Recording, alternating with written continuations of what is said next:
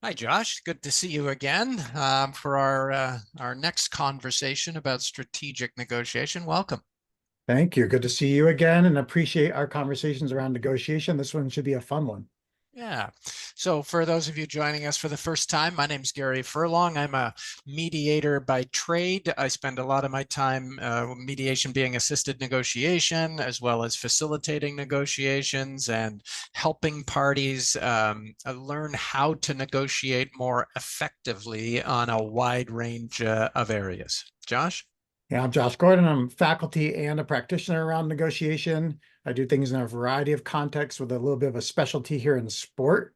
But what we know is where performance matters, it kind of applies broadly. So hopefully, the things I have to share will apply to all of your contexts as well. Yeah. So in our first conversation, Josh, we talked about the missing piece of the puzzle, which is really the organizational competencies, capabilities that support and sustain and guide negotiators to be successful time after time.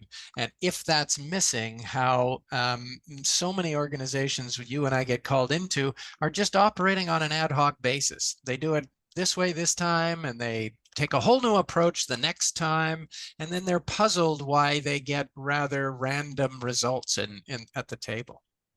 Yeah, I think one of the things, once you accept the premise that you need to take an organizational focus, that you can't treat it as an individual only endeavor. Yeah. The thing that we start to really think about is how do we treat this as a strategic asset?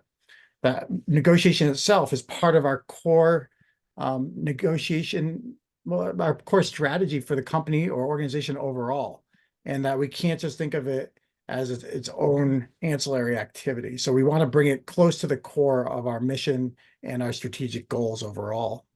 Yeah, so many negotiations, Josh, are seen as events, right? And people get sort of wound up when they're getting close, and then they get sort of consumed by just doing whatever they see as necessary. And then when that deal is signed, there's this sigh of relief, and they say, "Good, I don't have to think about that again for a year or 3 years or whatever the term, the next go round is." When really negotiation it isn't about the deal, interestingly. It's not about an endpoint. It's really a critical starting point for the organization to achieve something really important in its business strategy, right? Yeah, one of the key questions when I do assess an organization, I think you asked the same one, is how do you see negotiation? Yeah. And the companies are really ready and the organizations are really ready for this, see it as an opportunity, a strategic opportunity. And I think that's really where our starting point of this conversation is. How do we take advantage of negotiation, not as an anxiety producing endeavor or some one-off that we do every now and then, but as an opportunity to further our strategic mission of our organization. Yeah, it's really critical that we start aligning negotiation with the business strategy. So that can include a lot of things. It certainly includes understanding, first of all, it seems obvious, but what is the organization's strategy? Where are we going? What are we trying to achieve? And how does this negotiation in specific further that business strategy?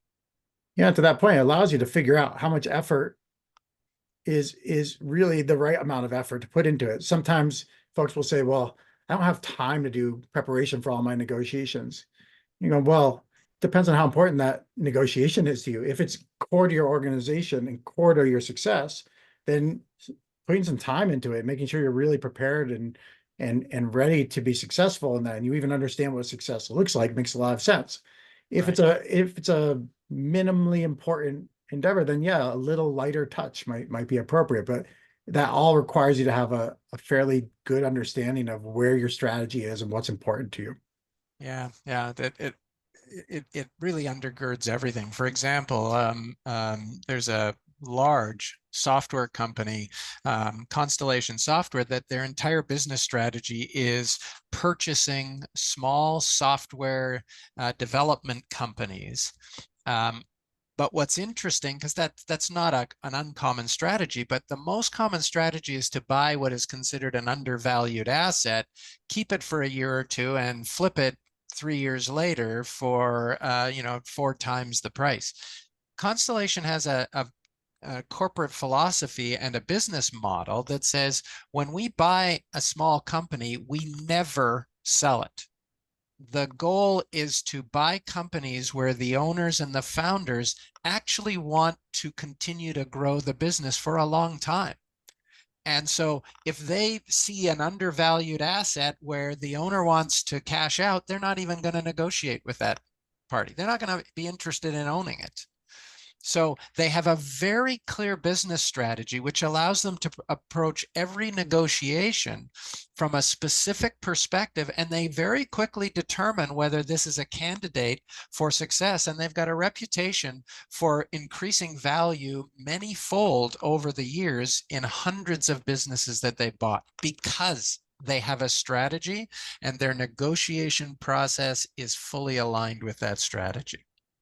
I imagine with that, you already know that you don't want to sever that relationship. If you're trying to have this long, productive relationship, if that negotiation is successful, then how you negotiate is going to go a long way towards making sure that you're creating a more durable relationship rather than fracturing it through the process of negotiation.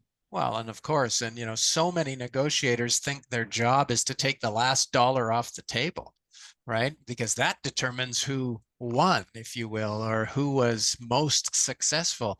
And in most cases, that's a bit of a red herring. It actually taints the value that you're negotiating for, but value is only determined in the long run by strategy.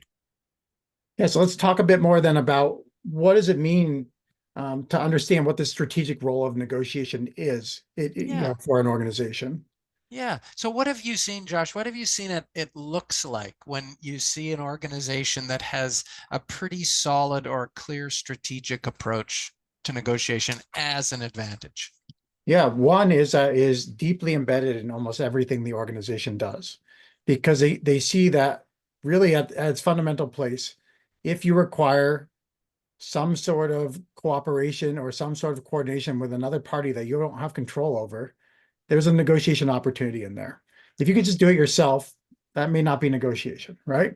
But to the extent that you are relying, and we are in a very interdependent world, most organizations are, very few go at it completely alone and can build an island for themselves, then that means that pretty much every facet of what we do internally and externally, we see negotiation as a core part of how we do things. And what we're trying to do is take the grit out of the machinery of all of that, so that we are smooth in what we're doing, that we are prepared for what we're doing, and that along the way we know what success would look like and we know how to get there. Yeah. And that in a lot of ways requires us to build a whole bunch of tools that allow us to do this as a cultural play. Yeah. So give us an example. You've talked about one of your clients, a home builder that took a different strategic direction to how they approached the negotiation around sales of homes in this case. Yeah, so think about, so many of us have had experience either buying or selling a home somewhere along the way. Yeah. And and this could go same for car sales or any other traditional sales. The traditional model is for someone to persuade someone to buy something. What that looks like, it looks like a lot of talking. It looks like throwing a lot of data and information at them, overwhelming, creating temporal pressures, all of these kinds of things. Overcoming objections. Yes, right. So, you know, we're going to upsell you to a bigger home. We're going to make sure, and this one in particular was a custom home builder. So they want to get you to agree to all the add-ons, the different countertops, the hot tub, all of these things. The problem is that that creates a tension. And so it's a very contentious process when you're taking a more traditional sales process. What they realized was that if they treated sales not so much as that traditional persuasion model, but treat it as a negotiation and treat it as a strategic approach for what they try to do is become really great consultants for their potential clients. So could we be good listeners? Could we understand what a home means to you? Could we figure out, what in this point in time in your life are you looking for? What would be a good outcome for you for a home? And then at that point, with the things we have in our toolbox for different home building tools, what we can do is we can start to create alignment between what you want as a customer, and of course, still knowing what our direction is. We know what things we make money on as an organization if we're the home builder, but we're not going to sell a hot tub to someone who is not physically able to get in and out of a hot tub. Yeah. Right. So once you start to learn, oh, well, for you, it's really about, it's your retirement home. You want single level, you want accessibility. So we want accessibility bars in the bathrooms, all of that. We can build all that out. That's really important to know. You're gonna create that. All of that has profit. All of that is great, but also it creates this durable relationship so that you're not hunting for future clients because they had such a good experience that the home served their needs that naturally they're bringing in. And what we saw was that was validated when they changed their entire approach. And this meant embedding these conversations to go from a place of cognitive empathy, where they took Ah, a strong curiosity for others. What you saw was their sales spiked, and that their JD Power ratings for customer service and all of that just went through the roof. And really, it's just this one fundamental change of treating it as we've been talking about, a strategic asset rather than a sale to which we're going to persuade someone and overpower their objections, as you said. yeah.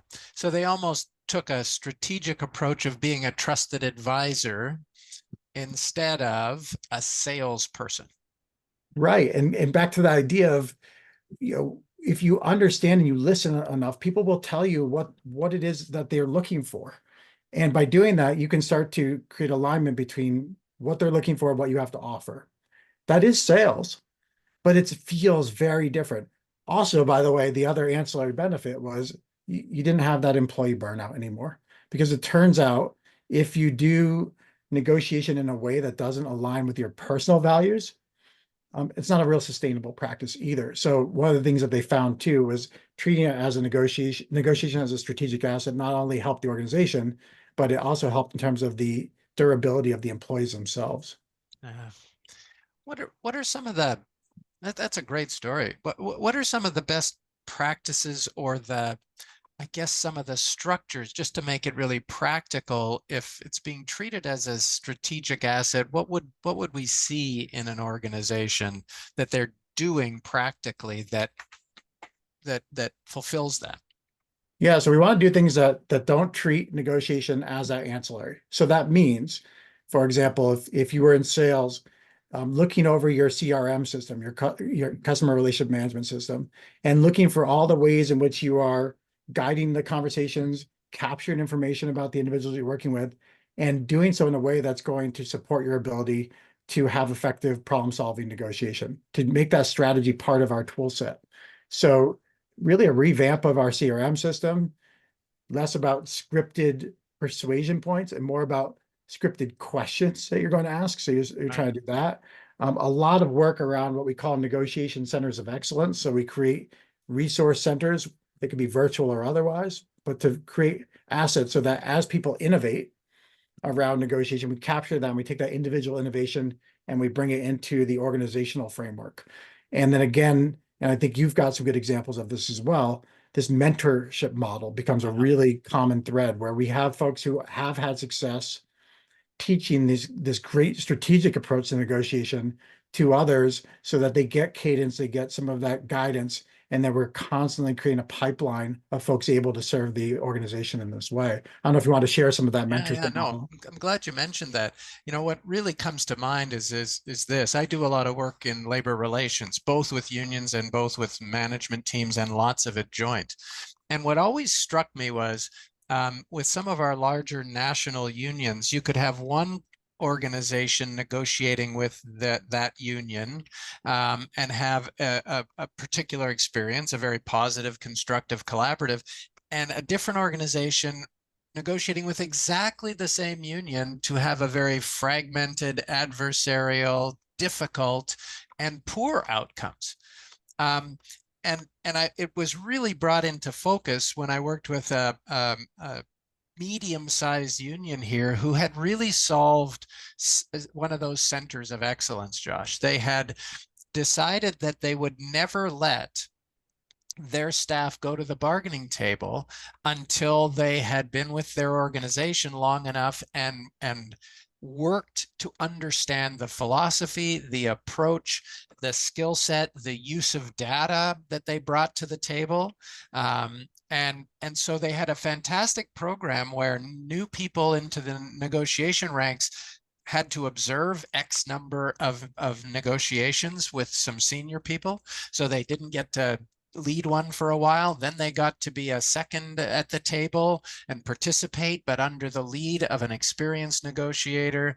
And then only then they got to be a senior negotiator with an observer who was still monitoring, not so much monitoring, but watching and giving them feedback.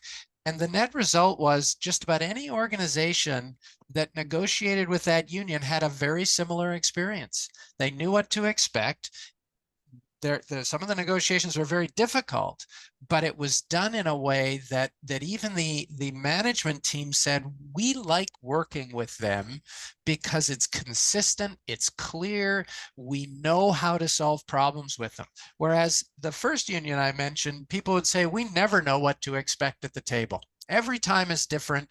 It's uncomfortable. We end up bargaining deals sometimes that we spend 3 years fighting over because it was actually not a good decision for either party. But under the pressure and under the, like you said, that persuasion model, they needed a deal. So they signed a deal and then they paid for it for 3 years or 4 years or 2 years. So it was quite interesting to see how this one union had set up a center of excellence that made sure that when they went to the table, it was clear, the values were there, the direction was there, and they had consistent success at the table. You know, what I like so much about that story too, is that it shows that we don't want the complexity to be, our own variety of how we approach things. We want the complexity to be the subject matter itself. Ah, And so then to the extent that we can create consistently effective strategic negotiators and an organization that can consistently do that, then the complexity is really resigned for the complexity of the deals we're trying to broker. And that I think humans are quite capable of overcoming. yeah, it's a great way to say it. I kind of like to say, because negotiation at the end of the day, Josh, is just a tool for solving problems. And when both of us are in a problem-solving frame of mind and we understand what we're doing, we're pretty darn good at it. Humans are good at that.